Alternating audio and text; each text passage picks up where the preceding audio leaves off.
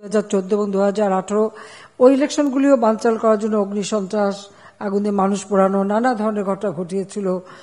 কাজী এভাবে ইলেকশন বাধা দিতে চেষ্টা করেছে, কিন্তু শতবাদে অতিক্রম করে মানুষ কিন্তু ভোট দিয়েছে এবং আমরা আবার জয়ী হয়ে ক্ষমতায় এসেছি।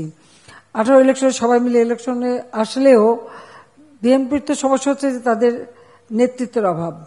কারণ সাজাপ্রাপ্ত আসামি মানে পলাতক, সেই 21 আগস্ট গ্রেনেড হামলা, 10টা অস্ত্র মামলার আসামি তারেক, যে সে লন্ডনে বসে হুকুম দেয়, তারা এখানে। তো ইলেকশনে তাদের নমিনেশন একটা লন্ডন থেকে আসে, একটা পুরানা পল্টন থেকে আসে, একটা গুলশান থেকে আসে।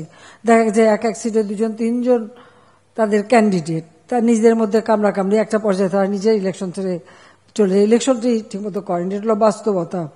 কারণ তারা জানে হেরে যাবে, আর ওই হেরে যাওয়ার ভয় বারবার ইলেকশন থেকে পিছিয়ে যায়। আর ইলেকশন যাতে না হয় সেই চক্রান্ত করে। এই চক্রান্ত তো ওদের, যাদের চক্রান্তের মধ্য দিয়ে জন্ম, তারা তো চক্রান্তই করবে, মানুষের ভাগ্য নিয়ে খেলবে। এটাই তো সন্ত্রাস, জঙ্গিবাদ, দুর্নীতি, এইগুলি তো ছিল, হাওয়া ভবন, এই সবই ছিল তাদের কর্মকাণ্ড।